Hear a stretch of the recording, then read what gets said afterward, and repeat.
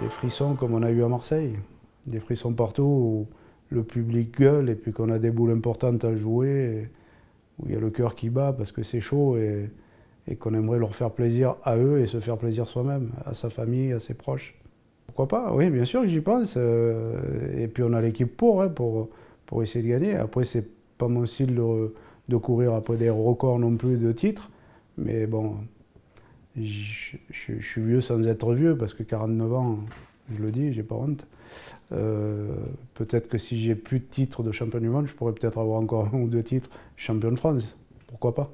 On ne peut pas avoir été et être toujours. Donc à un moment donné, on est obligé d'aller de l'autre côté de la barrière. Et puis ça diminue chaque année.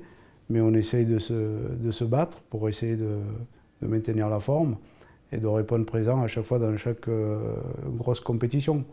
Donc après, je pense qu'avec l'âge aussi, on devient plus sage sur le terrain, on s'enflamme un peu plus, on va doucement, donc on fait un jeu différemment pour essayer de garder le niveau. J'essaye de ne pas jouer la semaine pour garder la niaque pour le week-end.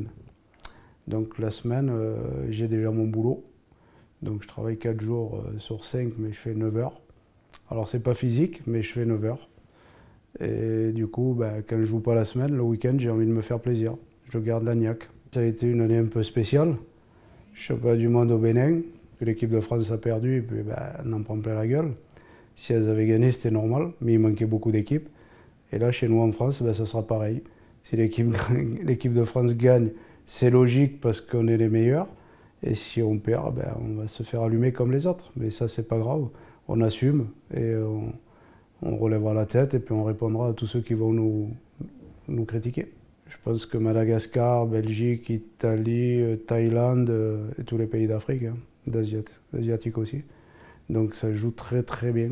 Je me rappelle mon premier championnat du monde en 2001 où Kenté m'avait dit, Monsieur Kenté m'avait dit, ça a déjà évolué en 2001. Et après, depuis 2001, moi j'ai vu l'évolution arriver aussi, justement avec tous les pays étrangers qui jouent de mieux en mieux, qui s'investissent de plus en plus. Seul petit avantage qu'on peut avoir sur eux, c'est que c'est en France et que les pays étrangers ne viennent pas jouer souvent chez nous.